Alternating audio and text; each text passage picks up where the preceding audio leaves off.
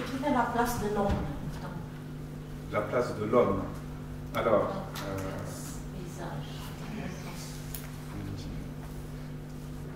je dirais qu'elle va de soi, parce qu'il n'est pas nécessaire de préciser qu'il y a un être humain qui regarde le paysage, parce qu'il est lui-même compris dans l'ambiance. Ça va de soi.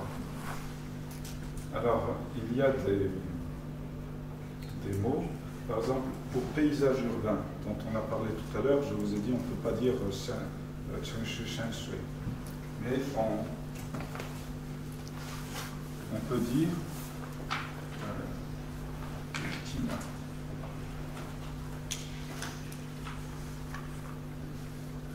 on peut dire touche qui veut dire la ville, c'est un mot un peu plus moderne pour dire la ville. En fait,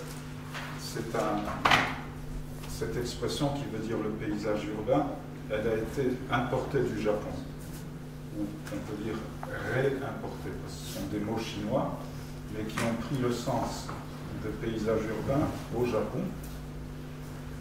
Et au Japon, c'était une traduction de townscape.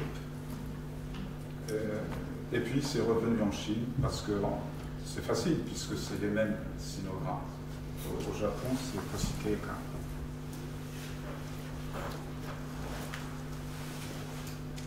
Alors, Toshi. Ça, c'est la ville, et Kei, c'est le même Kei, prononcé à la japonaise.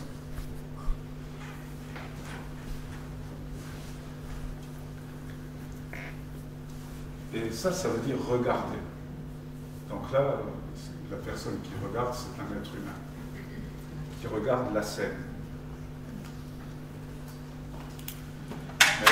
Keikan, justement, c'est un mot qui a des nuances différentes de celles de Shang Shui et de Funjing, parce qu'il est employé notamment par des urbanistes, alors qu'en esthétique, on ne va pas employer celui-là, on va employer Shang Shui ou Funjing.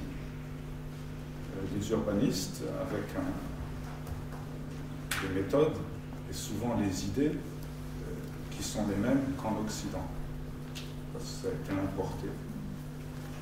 Et ça suppose donc un sujet qui regarde un objet.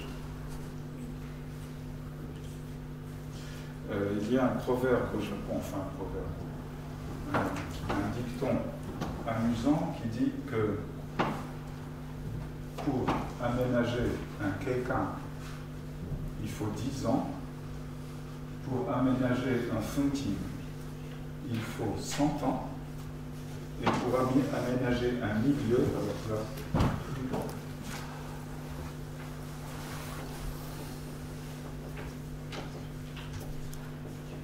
c'est le même mot, mais ça c'est prononcé à la japonaise. Donc pour ça, keikan, il faut 10 ans. Pour ça, il faut 100 ans. Et pour ça, il faut 1000 ans. Et, bon, le lien est fait par ça, c'est le vent. Donc, pour changer des objets, ça peut se faire tout de suite, mais pour qu'on ait un sens, que le sens change, il faut un siècle, 3 générations, et pour que ce sens soit véritablement profond, imprègne l'ensemble de l'environnement, il faut 1000 ans.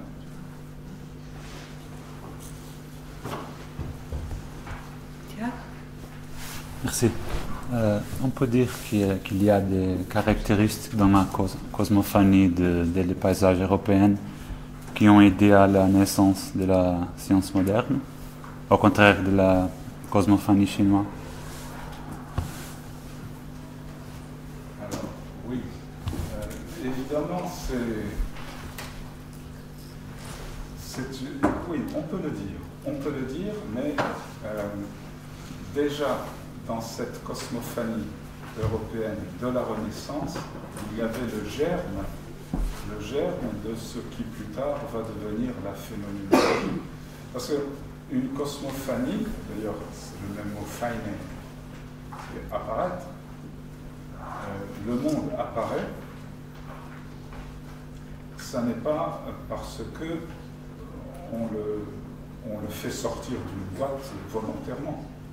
Le monde nous apparaît dans un mouvement qui nous dépasse.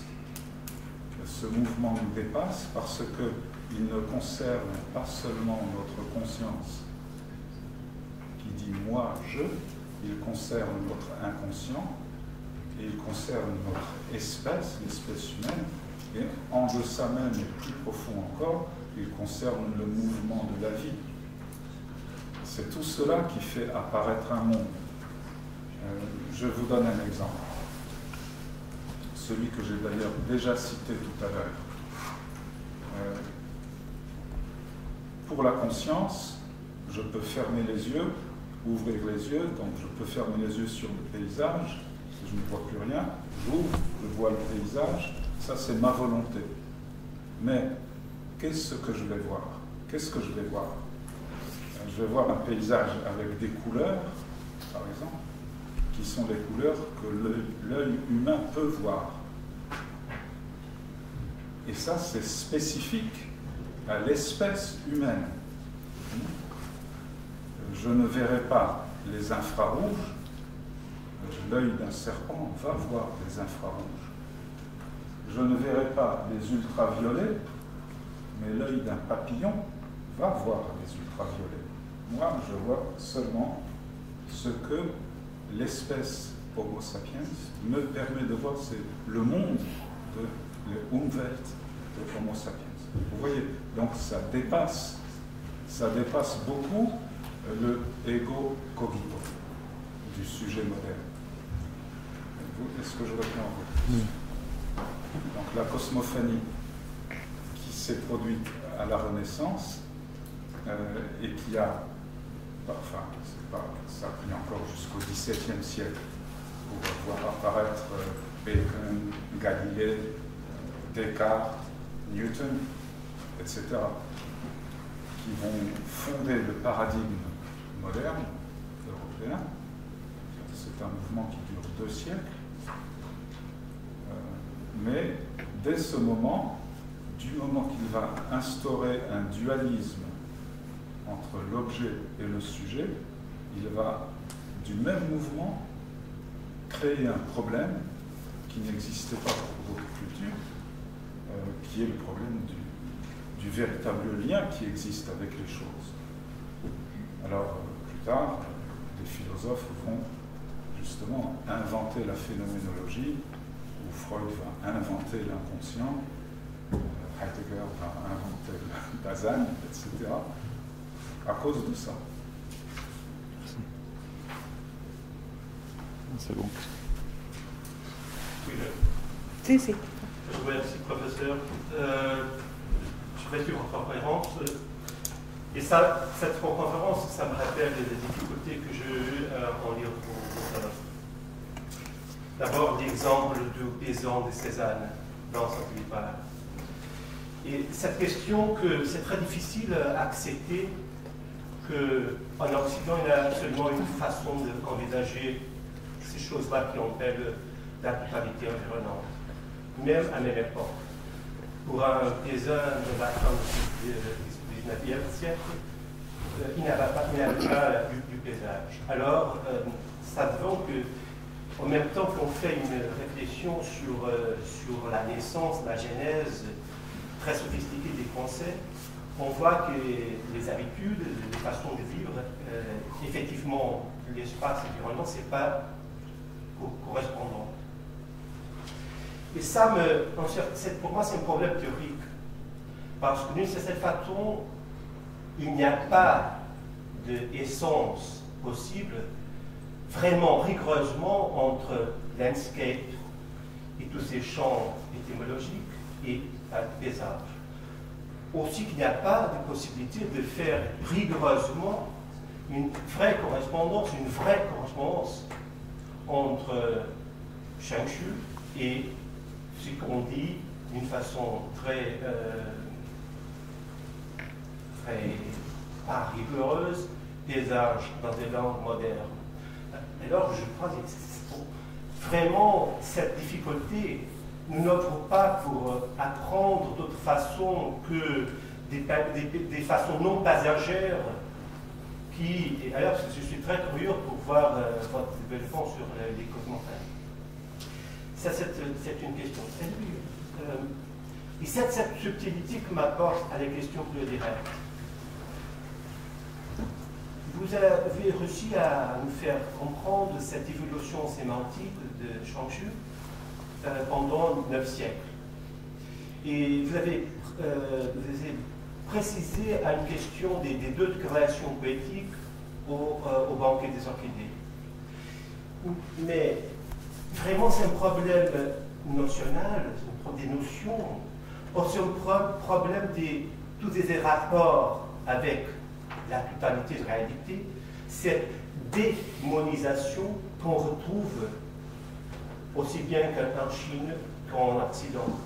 Il y a en même temps que cette situation des ermites, et les ermites au désert, au confin, il y a toute une divinisation au bord de la Méditerranée. Alors, ce que je vous demande, c'est de préciser vraiment la modification très subtile, je crois, que cette déclaration poétique ne réussit pas à avoir à montagne plus peu. Parce que si je ne veux pas apprendre cette subtilité, je ne vois pas vraiment la différence qui est arrivée dans le 19e siècle.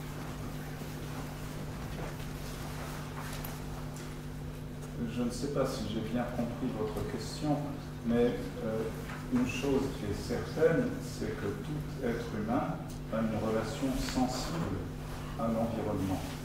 Ça, c'est certain. Comme tout être vivant, d'ailleurs. C'est la base de nos relations avec notre environnement est d'abord sensible. Maintenant, quand il y a une élaboration culturelle de la sensibilité, c'est la sensibilité des élites qui va ouvrir de nouvelles voies et qui va ensuite s'imposer petit à petit aux autres couches de la société. Je ne sais pas si je suis en train de répondre à la question, mais quand on dit que l'être humain ouvre, enfin il bâtit des mondes, et on emploie souvent l'image d'une ouverture quand on parle de monde et d'être. Par exemple, quand Heidegger parle de la clairière, Lichtung, d'où vient cette image? Je crois, moi, qu'elle vient de très très loin. Je crois qu'elle vient de l'ouverture d'une clairière par le feu des essarteurs néolithiques quand ils commençaient à défricher, c'est-à-dire à défricher et à ouvrir le monde, un nouveau monde qui était celui des agriculteurs. Alors, ce monde qui a duré des millénaires, le monde des agriculteurs, c'était un monde dont la logique de base était de produire la nourriture nécessaire, bien nécessaire à tout le monde. Mais une partie de la société qui n'avait pas besoin de travailler comme les paysans, c'est cette partie de la société que Thorsten Veblen appelle la classe de loisirs. Vous connaissez certainement. C'est un livre fameux qui est paru en 1899 aux États-Unis. Et Veblen est d'origine norvégienne. Vous le connaissez, hein? Bon. La théorie de la classe de loisirs. C'est le titre du livre. La classe de loisirs, c'est la classe qui n'a pas besoin de travailler pour vivre. Alors, par exemple, c'est la classe des grands propriétaires terriens qui, à Rome, avaient à la fois des propriétés à la campagne et des propriétés à la ville, et qui, quand